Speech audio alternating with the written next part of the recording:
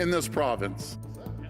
He promised subways, subways, subways. Well, tonight the Premier has a plan to back up his pledge. From the waterfront to Richmond Hill, Scarborough to Etobicoke, the Premier put forward his $30 billion vision for expanding transit in the GTA. Here's how the plan could transform the existing TTC subway map. The centerpiece is the Ontario line. It will run from Ontario Place to the Science Centre. Scarborough will get a 3-stop subway extension. The plan also includes extending the Yonge line north to Richmond Hill. The Shepherd subway line would be lengthened to meet up with the Scarborough subway. The Eglinton Crosstown line would extend into Etobicoke. But with these kinds of sweeping changes and billions needed in funding, critics worry Toronto's transit planning could go off the rails. City Hall reporter Lauren Pelly joins us live from one of the planned stops, Ontario Place. We can see it right behind you there, Lauren. Let's start with this new subway line. Well, here at the Ontario Place grounds, it's obviously very quiet right now. We have Budweiser Stage, we have the Cinesphere behind me, and not much else is going on. But Premier Doug Ford wanted to make this one of the stops on a new subway line in hopes of spurring development. This is all part of this massive $28.5 billion transit expansion plan that could radically alter Toronto's subway network. Whether or not that's a good or bad thing for the city depends on who you ask. We are here today to announce a $28.5 billion expansion to our province's transit network. In Etobicoke, Premier Doug Ford unveiled the central piece. My friends, the crown jewel, as we call it, the crown jewel of this plan is the new Ontario line. One end would be at the Ontario Science Centre around Don Mills in Eglinton. This is Ontario Place. And the other, all the way at Ontario Place on the western waterfront. Ford's goal? Ontario Place will soon be a world-class year-round destination that visitors and residents will be able to get to on a subway. It's like the long-awaited downtown relief line, but longer, a 15-kilometre stretch linking the Eglinton Crosstown with the Yonge line. The province also wants to build a 3-stop Scarborough subway extension in the east, a Yonge subway extension to Richmond Hill in the north, and a partially underground Eglinton Crosstown extension to Pearson Airport in the west. Burying Eglinton West makes absolutely no sense. Like, no planner, no one has ever suggested that that's a good idea. It'll just delay that project. It'll make it far more expensive. Councillor Josh Matlow also worries about a longer timeline for a 3-stop Scarborough subway because the clock is ticking. The Scarborough RT is nearing the end of its lifespan, and the province's new plan could mean opening a subway after it dies. Scarborough residents are not going to have an LRT. They're not going to have a subway. They're going to be left on the bus. Mayor John Tory is more hopeful. We have made significant progress. We have found ways to speed up the progress on these projects. Now I'll be looking for opportunities to achieve even more as we sit and sort out the details of these proposals. The province believes it can have all its new lines up and running within a decade or so. But how are they going to pay for it? The entire plan totals close to $30 billion, and the province is promising just over $11 billion in funding. That leaves roughly $17 billion missing. A transit network. Ford is hoping those dollars come from both Toronto and the federal government. But if they can't or won't pay up, a bold promise. If need be, we'll backstop it ourselves. Now, one provincial official I spoke to likened this to taking your friends out to dinner. You're expecting everyone's going to chip in when the check arrives, but if they don't, someone has to foot the bill. And the province is saying, we're going to take that on if we have to. How exactly they would do that and where the money would come from are obviously questions we still need to answer. Dwight? That is the big question. Where would they find this money? So, Lauren, we've been hearing for weeks about the possible upload of the subway to the province. Is that still part of this plan now? It definitely is. It was on the back burner today as this transit expansion took priority, but the province says they're still committed to taking over Toronto's TTC subway network. And legislation, that first step, is still expected this spring. Dwight, back to you. Thank you, Lauren. So what do you think about the province's new transit plan? We went to find out. I think it's a great idea. Whether it'll come to fruition or not will be another thing altogether, because he makes promises left, right, and center. Ontario Place, they have lots of stuff, Dolphin bus, the exhibition car, everything goes in there already. It defeats the purpose of wasting money on more subway lines there. Put it where you need it more. Take it to Brampton. All of the condos that are going up in the southwest part of the city are going to be probably very well served by it. Do you think it'll actually get built? Let's see, I got a coin here somewhere. Heads yes, tails no. That's tails. All right, the opposition of Queen's Park is worried the new projects will be subject to delays, making things worse for Toronto commuters in the next few years. Mike Wise is following that part of the story tonight. Mike? Well, Dwight, they're not flipping coins quite yet, but the concern there is that when it comes to building the downtown line, we may be back to the drawing board when it comes to planning, and that could mean delays. Here's the NDP's transportation critic, Jessica Bell. Extending the relief line in general is a very good idea. It's something that we are in support of. What we're concerned about is the City of Toronto has spent many years developing plans. They've spent millions of dollars developing plans. This announcement today means the plans are essentially ripped up and we need to start from scratch. Now, the province says it hopes much of the City of Toronto's design work on the downtown relief line can be used or adapted to the new route, but until we see more details of the Ontario line, we won't know. However, Liberal MPP Mitzi Hunter is wondering what has happened to other planning work that's been done, namely the eastern expansion of the Eglinton LRT, the line that was supposed to go to U of T's Scarborough campus and on to Malvern. There are 600,000 people that live in Scarborough, and they want a system of transit that is cohesive and not a plan that continues to start and stop and start and stop, because that creates cost and it creates delay in the system. She says she is concerned the province will just impose its routes on the city without taking into account the wishes of local councillors. Dwight? Thank you, Mike. Thank you. Now, the transit plan will require a big chunk of cash from Ottawa. So far, though, the reaction from Liberals in the federal party has been less than enthusiastic. Our obvious question is why the Ontario government is out talking about investments in Toronto without the Mayor of Toronto. It's really nice to see that he's taking a crayon to the riding I represent and somehow feathered a subway line through the densest, most complex part of the city of Toronto with absolutely no costing, no idea how it's going to work. I looked at the lines in the map and I'm trying to figure out if there are even streets where he's drawing the lines. It's just bizarre. The province's plan assumes Ottawa will cover up to 40% of the costs of new transit projects.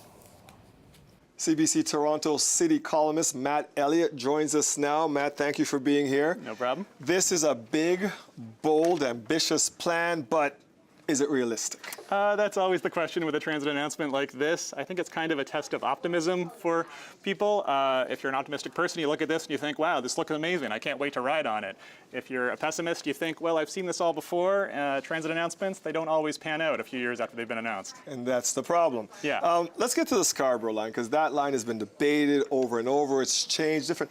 What do you think about the changes to the Scarborough subway line? Well, I mean, the first thing they did is they added 2 more stops to it, back to the original plan. The Scarborough subway has seen lots of various evolutions over the years. Underground. So it's back to 3 stops now. But the big concern that I have about it, and transit experts, and I imagine the TTC have about it, is that they are the SRT, which we see right here, which is the current Scarborough Transit line, is not in good shape. It's very old. I've ridden this thing? Yeah. It's awful. It's old and rickety and if it gets cold, it doesn't work. It can't really handle snow, which is a problem in Toronto. Yeah. They're saying this thing is not going to be able to run after 2026. They're saying the new 3-stop Scarborough subway going to be open by 2030. That math does not really work 4 out. years of busing it for residents of Scarborough. That's a real possibility with this plan. That's going to be tough. That's going to be real tough, yeah. What do you think of the overall plan? Is it a good plan, you think? And when we're talking not only for the City of Toronto, they're trying to make this a regional plan, right, going up. Yeah, but there's not a lot of regional elements to this plan. Not this particular one. Which is interesting because Doug Ford, the Premier, was elected by people outside Toronto primarily. This is a plan that very much has to do with Toronto, and especially downtown. This new Ontario line that goes all the way across downtown. It's great, and it sounds good, but it's $10 billion plus. It's a lot of money. They're asking for federal government, city government to all pitch in and get on board.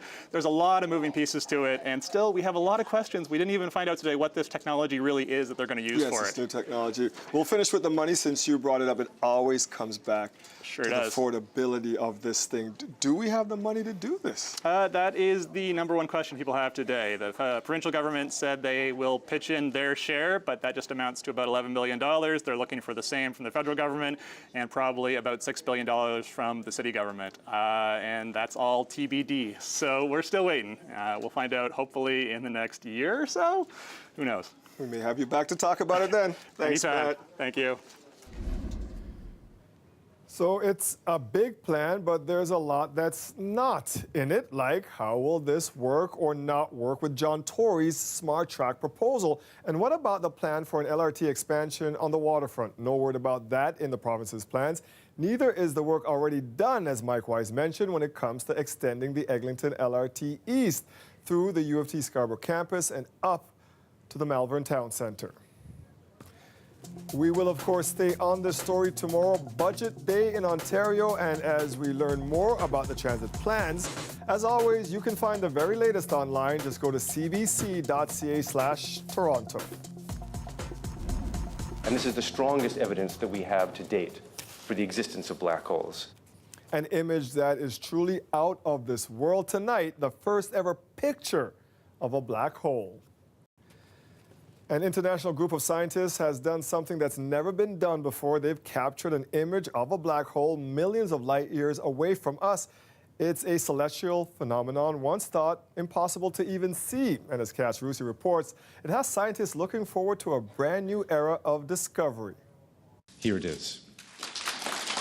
The first ever image of a black hole. We are delighted to be able to report to you today that we have seen what we thought was unseeable. Scientists describe it as a monster. At a supermassive black hole that's almost the size of our entire solar system. This black hole was found in a galaxy called M87, 55 million light years away from Earth. The image might be a bit fuzzy, but it does show the inner edge of the black hole, the so-called event horizon, the space where the gravitational pull is so strong that even light can't escape. Surrounding this is a bright orange ring of fire caused by superheated gases and dust that orbits it. Nature has conspired to let us see something that we thought was invisible. Getting to this point was years in the making, involving 200 scientists from 20 countries. It took an Earth-sized effort to capture this first-ever image. Not one, but a network of 8 giant telescopes scattered around the globe, collecting millions of gigabytes of data. One of the Canadian scientists involved in this endeavor says finally science fiction has become science fact. This marks the beginning of a new era in astronomy, a new era of research into gravity, and we really just are standing at the threshold today. The image confirms what scientists believed what a black hole would look like, but also it shows that Albert Einstein's cosmic theory of relativity about the force of gravity was right all along.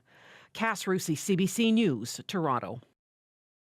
Now, although those pictures are amazing, what really is a black hole? I spoke to Walter Stoddard at the Ontario Science Centre to find out more about this amazing new discovery. We've heard about it in movies, we've seen it, but Walter, what is a black hole? Well, a black hole is this extreme environment in space in which gravity has collapsed a star to a singularity. So basically, it's a huge amount of matter all crushed into a single point. And why is it important for us to actually now have a picture of one of these things? Because that's the big reveal today, right? Yes, yeah, we finally have a picture. It's the absolute first picture of a black hole. We've never seen one before. So it came out of our math, it came out of our theory of gravity. We can point all the way back to Einstein for that. And so we had this idea, this could exist. And then we've seen evidence of it. We've seen the universe being thrown about by these huge, massive We've things created it in that we movies couldn't see. even. Yeah, because we believed, and then now we finally can confirm. We say yes, we've seen the black hole. It's the first time we've ever done that. So that's super exciting. The proof is there. The proof is there, and from the image we can now actually do more math. They actually looked at this image. They said, oh, well, judging by the image and its shape, we can say it's rotating clockwise, for example. They just did the math. They look at it. Well, clockwise turn. Very cool. Yeah. I feel like I'm getting smarter just talking to you here.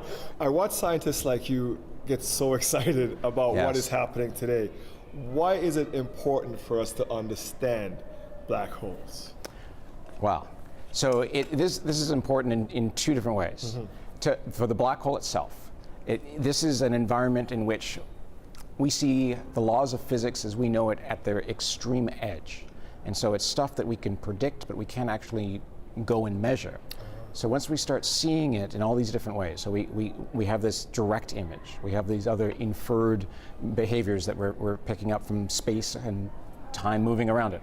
And so all of that added together allows us to see the extreme edge of our physics, which allows us to correct understandings of what's happening on a smaller scale. Like you think of— That's an excellent way to explain it, yeah. Yeah, and you think of Newton gave us this great understanding of gravity. It was very simple, right? Yeah. Right, the apple, yeah, exactly. And then Einstein kind of tweaked it, right? We said, well, wait a second, there's more to it than that. And that allows us to operate at a higher level. And now this understanding of black holes, it further confirms Einstein, but it gives us an even sharper understanding of gravity and space, time, the universe, everything. That leads to our next question. Where does this now take us next, you think? And that's also the second really important thing about studying this.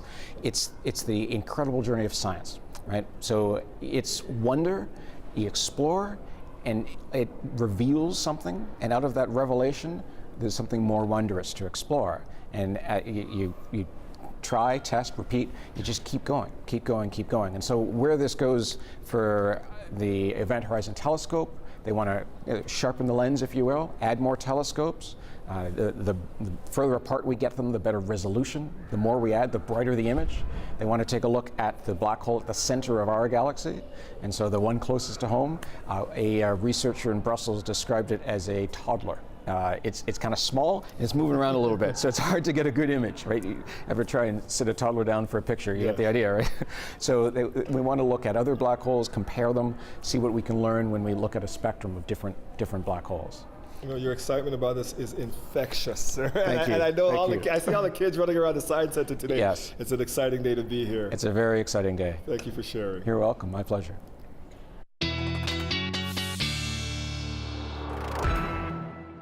Folks, you know who else is also excited about this and loves this stuff? Our Colette. Absolutely, absolutely. And you know, the one reaction I want to hear, which we can't, is what Einstein would have said about this. I don't even know if I thought we'd see this in my lifetime, to get a picture of a black hole. So just incredible. And keep in mind what they're saying about that. The gravitational pull is so strong, it sucks in light. Even light gets sucked into that black hole. Incredible stuff that we're seeing.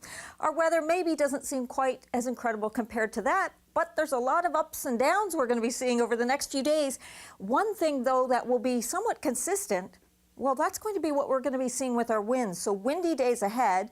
For tomorrow, it's going to be a cool and windy day with the chance of seeing a light mix, maybe a few little wet flurries. It's a pretty slim chance. We will see the clouds. Friday, we get a warm day because the winds change direction, but still windy, and we will need the umbrellas for at least a portion of the day. And then Saturday, mild. And still, we will see breezy conditions as we've got a couple of systems that are going to go through. But for now, we're looking at a temperature currently 7 degrees. Unofficially, we were up to 8. And, you know, seasonal at this time of year is 10. So we weren't really that far off the mark.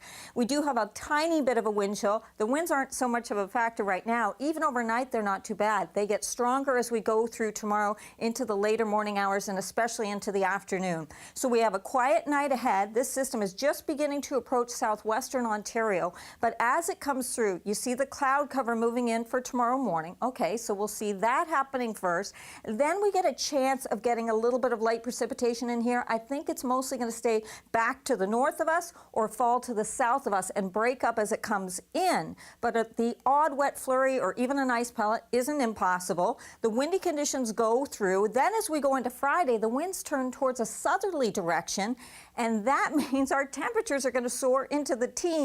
However, about midday on Friday, we'll have some rain showers push through, but then we get a clearing trend behind it, so it won't last all day. Overnight tonight, -1. Tomorrow, 3 degrees, the best we can do for the high, but that warm-up is coming, Dwight, and I'll fill you in more on that coming up. Oh, those aren't that's not snow coming out of the clouds, is it? It's just the slightest little, whisper of a wet flurry tomorrow. How about that? Thank you, Colette. Yeah, you're welcome. The jury has made a verdict. Pretty much everybody involved in stage building needs better training. This 7 years after a member of Radiohead's road crew died in a stage collapse. I'm Ali Chiasso, and I will have more on the recommendations coming up. The weather update is brought to you by Train Extreme Conditions Testing. It's hard to stop a train, really hard. Train, the most reliable heating and cooling brand.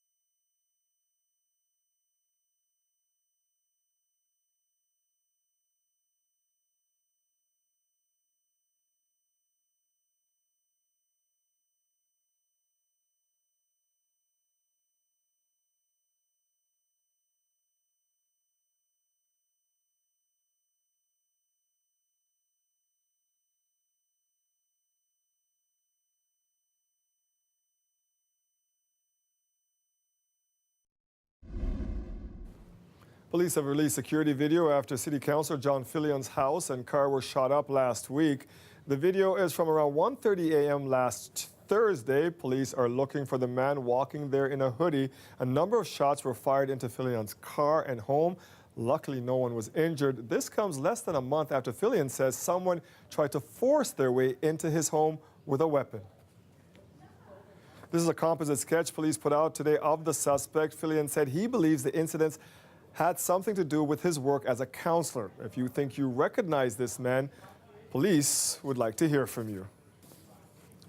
It's been 7 years since Radiohead drum tech Scott Johnson died during a sound check in Toronto, and today the inquest into the stage collapse concluded. As Ali Shirsan reports, the jury recommended that more training is needed for everyone in this industry. From concept to concert, everyone needs better training on the building of demountable stages. The kind that's built with big metal trusses and scaffolding.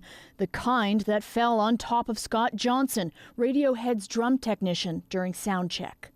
They paid careful attention to the witnesses, especially the technical evidence. Like the missing truss, pipe structures too weak for the job, communication breakdowns, rushed construction. I hope that the entities that the recommendations are directed to take them seriously. They're all positive, and hopefully we'll never see this type of incident again. The jury's 28 recommendations are directed at engineers, stage builders, their union, event promoters, and the government. They suggest that people should become certified in building demountable stages, that people should have the opportunity to train and specialize in them. Their plans and drawings have to be vetted by a working group, which should include Ken Johnson, Scott's father, who's a stage building inspector in the UK. Yeah, I really do think we'll see some change. So I'm not too concerned that they're not binding. 7 years, a mistrial, and an inquest. No charges were ever laid due to a court technicality. That still will haunt me. Everyone involved that day is haunted in some way. It was a close call. Wayne Ferguson was on stage tuning the piano minutes before the roof fell. All the Radiohead stage crew, they all still have this PTSD that they experience when they go to work. So it's something that's always with you. My wife, she went to see Scott yesterday with his weekly flowers, and it's not easy. The chance that the industry is made safer since Scott's death is what keeps everyone going. Ali Chiasson, CBC News, Toronto. They just said she's on suspension as of today. That was the end of the story. They couldn't tell us anything more. Suspended from school for not having her vaccinations up to date. Only one problem. She did get all of them, but in other provinces. Why that complicates things, coming up after the break.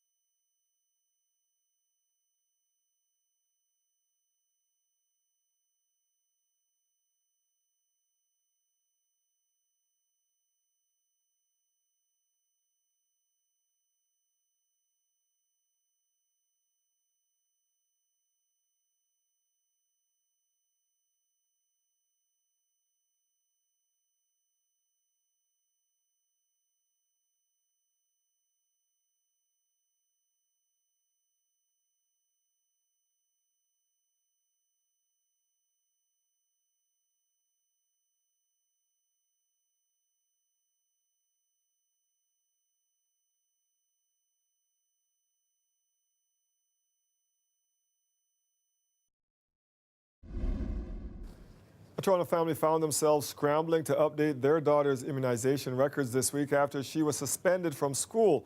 They thought they had been keeping her vaccines up to date, but realized there was a problem because she got some of her shots in other provinces. Greg Ross has more. Andrew McMonagle thought he was following the proper vaccination schedule for his 7-year-old daughter until he was told she was no longer welcome at school. They just said she's on suspension as of today. That was the end of the story. They couldn't tell us anything more. McMonagle says he had received notices in the mail asking for his daughter's updated vaccination records. We were submitting the original documents of the vaccine records from the doctor, which are made as soon as they get the vaccines. But he says Toronto Public Health continued to insist his daughter's vaccination records were not up to date. Apparently it was the dosage. This is what they finally told us after many communications back and forth. Complicating the issue is the fact that McMonagle's daughter had vaccines administered in 3 different provinces: Manitoba, BC, and Ontario. Is it possible that if somebody has their child vaccinated in multiple provinces, that can cause a problem here when they submit their records? Unfortunately, that is true. We don't have one national immunization schedule. While vaccines are relatively standard from province to province, when they are administered can vary. And that was the problem the McMonagles ran into. Students in the Toronto District School Board are required to be vaccinated based on Ontario standards. For example, students here get 2 doses of the vaccine for measles, mumps, and rubella after the age of 1. If it's given before the age of 1 year, it doesn't count, and you still need 2 doses after 1 year of age. Because McMonagle wasn't sure which vaccines his daughter needed to have updated, he had them all updated, meaning she has now had all of her vaccines twice. We went to our family doctor to get it done, and he used some colorful language to describe that this is not necessary, but he said it's not going to hurt her. They then submitted those records to Toronto Public Health, but were told it could take up to 2 weeks to process. After we reached out to Toronto Public Health, they re-examined the immunization records for McMonagle's daughter and were able to quickly resolve the issue. Her suspension has now been rescinded, and she's eligible to return to school tomorrow. Greg Ross, CBC News, Toronto. Growing concern about measles outbreaks in the U.S. and across Canada is prompting an Ottawa woman to speak out. She contracted the disease because cancer treatment compromised her immune system. Now she's calling on anti-vaxxers to get immunized so other vulnerable people don't get sick. Evan Dyer has her story. And when that test came back positive, it was like, no, it's measles, and we have to really think about this. It was supposed to be the trip of a lifetime, a gift from a cancer charity. Jada Kelsall is a huge Harry Potter fan, and she chose the UK. About a week after we got back, I started to feel quite tired on the Friday night. That was followed by a high fever and a rash that landed her in hospital. But the measles diagnosis was a shock because she's been vaccinated. I tested positive for the vaccine antibodies, which means that I should have been immune. But Kelsall's immune system was weakened by chemotherapy. She spent 8 days in hospital, 5 in an isolation ward, while public health officials warned the city.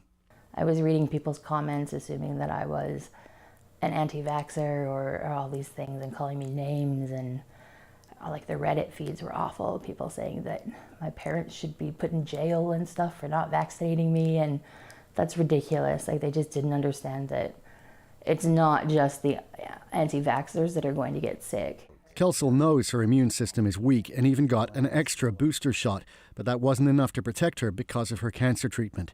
What protects vulnerable people like Kelsall is everyone else getting vaccinated. We call it the elimination threshold, which means that there's enough people who are vaccinated to prevent the virus from circulating in the environment.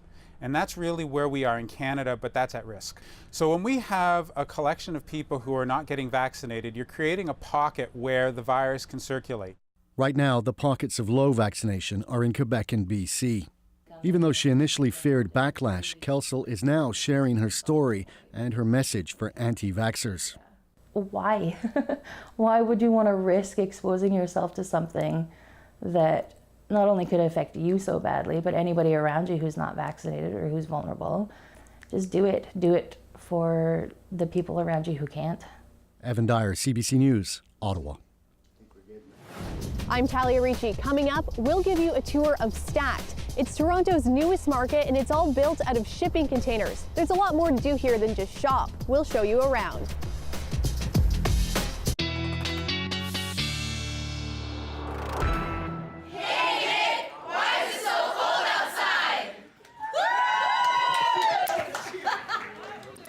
All right, shout out to the kids from David Suzuki Secondary and B.D. Fleming Senior Public School. I was out there today, Colette, and you could tell it was my fault that they said, hey, Nick, why is it so cold inside? Because Nick was here yesterday, and you were on the links, and I messed it all up. But shout out to those kids today. That's okay. We'll leave that. It's Nick's problem. Nick can take responsibility for it. Boy, they're not going to be happy with what happens tomorrow. We do have a very cool day. Today was nothing in terms of what's coming up tomorrow, but I've got a warm-up coming as well. And I always, not always, I sometimes like to take a look at the almanac to kind of show you how it could be a lot worse. Record snow for this date in history, and this record's been holding a long time, 1939, of nearly 27 centimeters of snow. So it could be much worse. Hey, we're not doing so bad. It's 7 degrees out there right now in Toronto. I remember a time when we would have loved that 7 degrees. It does feel like 4 because of the winds. The winds aren't that strong right now, but they're really going to be picking up tomorrow, and then we're going to see a few days with very windy conditions coming up. Wait till I show you the 5-day forecast. The next system that's going to be approaching us, just coming towards southwestern Ontario right now, it's developing back here towards Colorado as it makes its way, and it's a pretty broad system. And so we'll see various impacts from this. So what's going to happen, first of all, is that tomorrow we see the clouds on the increase. Then as we go through the day, towards the afternoon especially, the chance of the odd wet flurry coming through the GTA, maybe a little ice pellet, a sprinkle, that kind of thing. It should be very light in nature. You can see the models really want to break this up. Some of the precipitation to the south, most of it stays back towards, and the heavier snows to the north and west of us. That's as we go through tomorrow. Then as we get into Friday, we start the day off probably with some sunshine, but the winds are going to shift around towards the south. The temperature is going to rise significantly, so that's going to be the warmer day, and we'll see a couple of them. But then through the day, about midday, say from the lunch hour towards 4 or 5, we'll have the chance of seeing some shower activity, and then that sweeps through. The winds change direction yet again, but in every case, we're going to see breezy conditions. Tomorrow from the east, those winds gusting over 40, even 50 kilometers an hour. Then on Friday, more of a southerly flow. Look at Hamilton, 75 kilometer an hour gusts. And then even as we head into Saturday, southwesterly but still breezy. Overnight tonight, so just some clouds on the increase. Temperatures close to seasonal at this time of year. It's around 0. Tomorrow afternoon, the highs struggling 3-4 degrees, and maybe a little wet flurry, like I said, a little sprinkle here and there. But Friday, 15, it will not rain all day, so it's not a bad day. And Saturday, sunshine to white and still breezy, but 12 degrees. So heading into a period after tomorrow with some warmer temperatures. Yeah, Saturday looks great for the weekend. Thanks, Colette. You're welcome. You may have noticed an interesting new structure has popped up on Bathurst. It's called Stacked, and it's Toronto's new market created out of shipping containers. Telly Ritchie got a tour on opening day. This is where we usually see these containers, transporting stuff on trains and ships. But Torontonian Matt Rubinoff saw them more as building blocks that could be given a new lease on life and turned into a walkable market. How many shipping containers make up this entire market? 120 containers in total. And where did you find these? They come from a mix of different places, actually, from different yards in which you can get them from, and so there's a mix of new and used containers throughout the site. And environmentally, I mean, where would these have ended up if they didn't turn into this market? They can come to their end of their life or just sit in yards, so there's a lot of creative uses that people have been doing recently. Typically, my stuff's only sold online or in marketplaces, so I'm so excited for this beautiful space. Why did you want to take shipping containers and turn it into a market? I think they're really interesting and work really well, but also it's the modularity of them. So you get the opportunity to easily assemble them on a lot like this, but you can also disassemble them quite easily as well.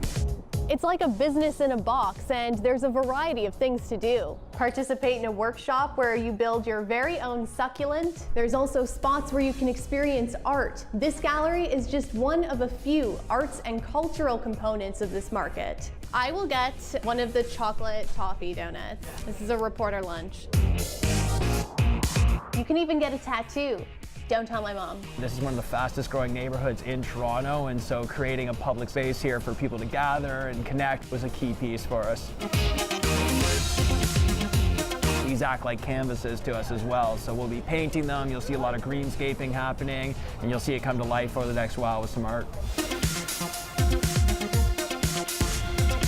And And in a city where what we normally see stacked up is concrete and condos, it's nice to see something that looks a little different. Talia Ricci, CBC News, Toronto. Very cool. We are a day away from finding out more details about the province's path to a balanced budget. In the last few weeks, some plans have been leaking out. Lisa Shing has some details for us. You should be doing cartwheels all the way down this track here. The Premier announcing a highlight in tomorrow's budget, $11 billion towards a $30 billion subway expansion in Toronto. This is fabulous. Best ever in North America. Other budget tidbits have been leaking out over the last few weeks. CBC first reported a central feature will be a daycare rebate, an election promise that could see low-income families get back up to 75% of their childcare costs. Low-income seniors will also get free dental care. We also know the province will save $290 million by eliminating more than 3,400 teaching positions through attrition. What we're focused on in the budget is ensuring student success. There will be details about the redesigned Trillium flower and new license plate slogans. But why is this in the budget? We're doing something that's refreshing. One of the key questions is how the government plans on tackling what they say is a $13.5 billion deficit and when. The finance minister has hinted it won't happen too soon or too far in the future. Considering we've been hearing a lot about tailgating being legalized and access to beer and wine in convenience stores, the opposition is convinced it means cuts to services. These distractors are not going to take away from the fact that this budget is going to take things away from families. They put themselves in a fiscal box, and that's going to create that pressure. The Treasury Board president gave few details on what could possibly be cut. What I'd like to cut is the waste. And so far, we've heard few details about the PCs lowering the gas tax, the corporate tax rate, and middle-class income taxes, all promised in the election campaign. Lisa Shing, CBC News, Toronto. There's some hell-raising going on at Scotiabank Theatre tonight. Let's go live to the Hellboy red carpet and our film guru, Eli Glasner. Eli, the new Hellboy movie premiering there. A couple of stars expected as well, and I heard you may have one there standing by. Looks like you're with a star right now. Yeah, and stars not expected, stars appearing right in front of us. This is Mila Jovovich. There she is, perhaps casting her evil powers as the evil queen. Say hello. Evil powers. I don't know. I just call them like powers. You have plans for Earth. I do, but I was betrayed by humanity, so I kind of like have a validated cause for annihilating mankind.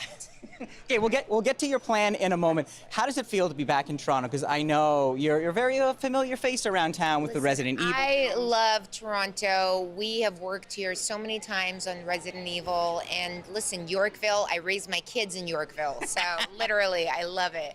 Now, when they reboot a series, can be a little tricky. Fans get a little worried. What was it that you saw in this incarnation of Hellboy that you thought, okay, I want to be part of this? You know what? Number one, I knew that Mike Mignola, who literally created Hellboy, created the graphic novels, was writing the script, helping write the script, was going to be on set every day.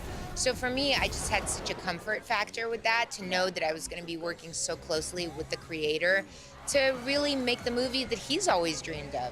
Now, when it comes to weird stuff, scary stuff, action, you're a veteran. David, still kind of new to him. I wonder, did you give him any tips in terms of how to conduct yourself? Oh, listen, once you meet David, you know, he doesn't need any tips. You know, he's like from the theater. He's a very, very serious actor, so he needs no tips at all. Are you kidding me? And before I can let you go, I mean, right now we're drowning in fantasy. We've got the end of Game of Thrones, Stranger Things, and now Hellboy. Why do you think we want to escape? Is it about what we're feeling inside around the world around us? You know what? I grew up like reading sci-fi, reading fantasy books because I wanted to escape. I think escapism is part of what makes us human. You know, we live our normal lives and then we want to go somewhere else on our off time. So I think this really like is going to be, you know, something that just people go to let off some steam and have a great time and have fun. All right. Can't wait to escape into that world. Thank you so much.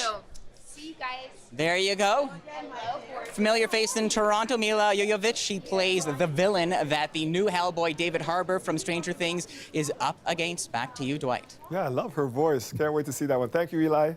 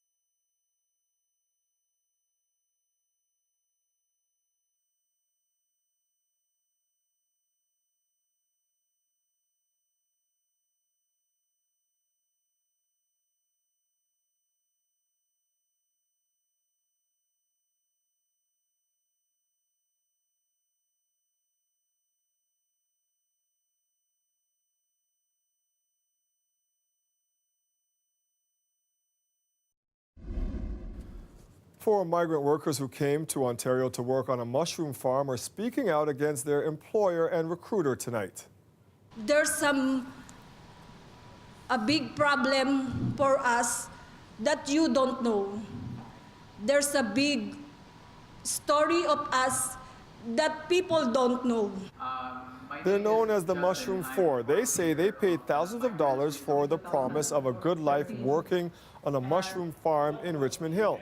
But they say those promises were never realized. One woman says she had to share a room with 5 people with a total of 20 people in one house. The workers want tougher regulations for foreign recruitment agencies. They also want regulations for employers hiring migrant workers. The employment agency that they worked with has responded to the allegations. Now, Link 4 staff says, quote, not only do we contest these claims, but we share common ground with the complainants in asking for standardization of process and regulation in this sector so that everything from recruitment, payment, and contracting can become easily understood and transparent. The health of the Dalai Lama is being watched carefully today. I pray for His Holiness to recover soon. The 83-year-old Tibetan spiritual leader is in hospital in New Delhi for treatment of a chest infection.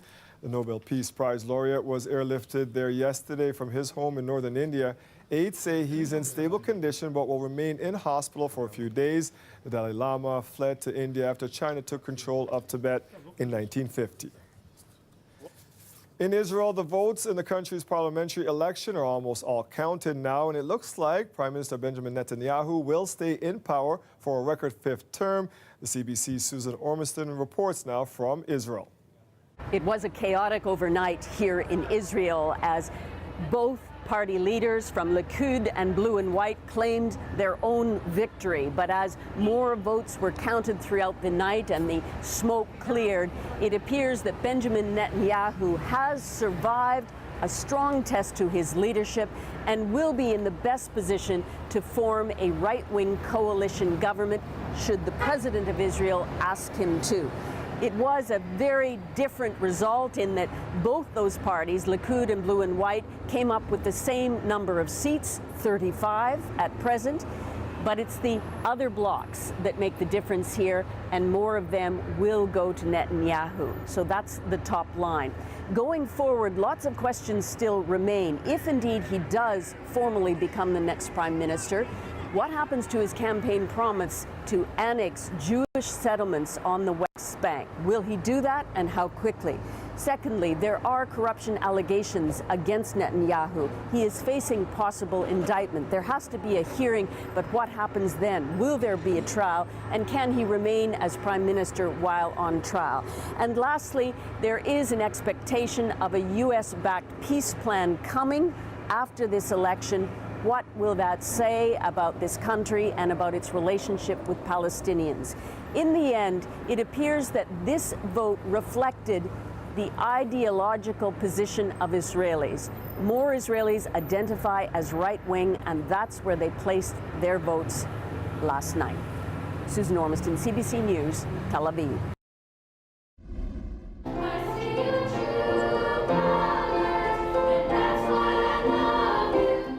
Coming up, find out why schools across Toronto are wearing pink and why it's so important to them. Next.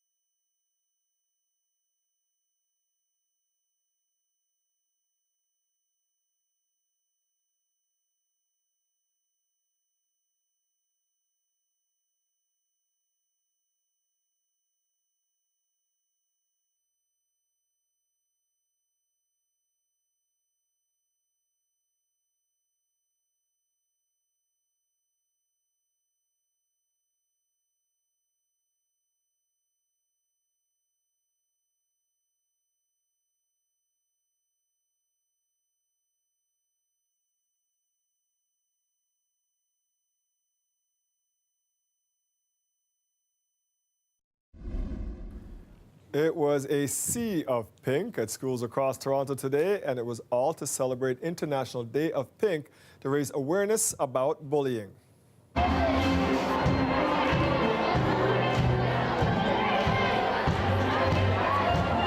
It means that it's important to speak up and show your true colors and don't be afraid of what other people will think. It shows that we support people who might not want to come out because they're scared and awareness. Yeah. Standing up to bullying and helping people that might feel lonely. I don't know, being called names because I have dyslexia. People think I'm dumb. It happens, but I frankly just kind of ignore them and it helps. I think it was in grade like 5 or 6. A few of my friends, I guess, just didn't make me feel very good about myself. I don't really remember the exact reason, but I kind of just got shut out of the group, and I got pushed away, and I know that made me feel really alone. Today shows that people are kind of here to support, and that like you're never alone, and that kind of you can always talk to someone if you need it. Yes, you can. Every year, students and teachers are encouraged to wear pink on this day at TDSB schools. Mayor John Tory also attended the event, as well as some special guests. The day tackles issues such as gender-based discrimination, homophobia, and transphobia. There were dance and music performances at the school, as well as you can see there's some yummy treats, and everything was pink. Students also made pledges on what they would do to stop bullying.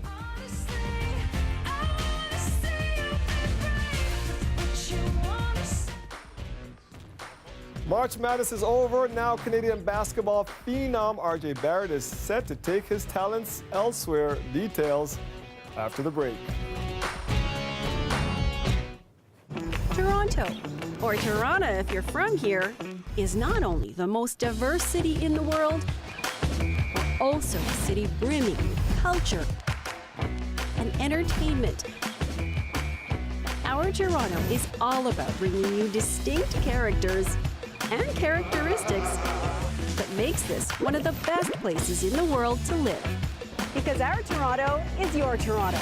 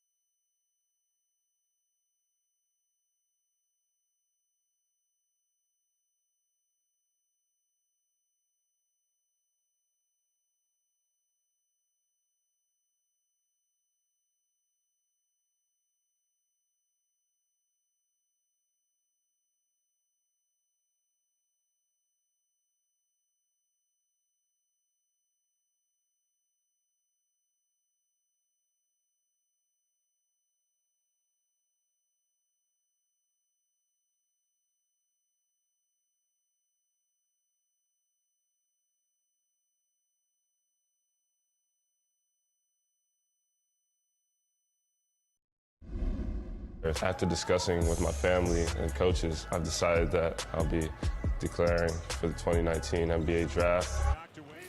RJ Barrett making it official today. He is ready for the NBA. The Mississauga team, done with Duke, is touted as one of the top draft picks this year, expected to go in the top 3. That's Ducky's son. We used to call his dad Ducky because his feet were so big, because he was like, I'm sure his, I don't know what size he's wearing either, right? And you're wearing pink today, and I got a little Yes. pink in the tie, supporting the students out of TDSB. Good on those kids out there for their anti-bullying campaigns today. For sure. Snow. Don't bully me about the weather tomorrow, because it is going to be You know a little what? I don't know chilly. if we have time to go the weather. We just also have to mention, we just had Duke, RJ Barrett. Guess who won the office pool for the NCAA tournament and collected her winnings today? Our friend Colette. I didn't know we were getting that announcement, Yeah, too. you only got like 20 seconds left, Yeah. and she creamed me, folks. Next year. There's always next year. Okay, Yeah, what do we have? Waddy was in between there. He wasn't too far behind me, Anyway, so. winner. Pequeño, as they say. Always next We're gonna year, take Dwight. it. Okay, we still got like 10 seconds left. Let's go. Sure, -1 tonight, overnight. Hey, I gotta gloat a little bit. Tomorrow, the odd little flurry of wet snow possible. Light stuff. 3 degrees for the high, though. 3 degrees. Congratulations. That's our show for He tonight. doesn't mean it. We'll see you back here tomorrow.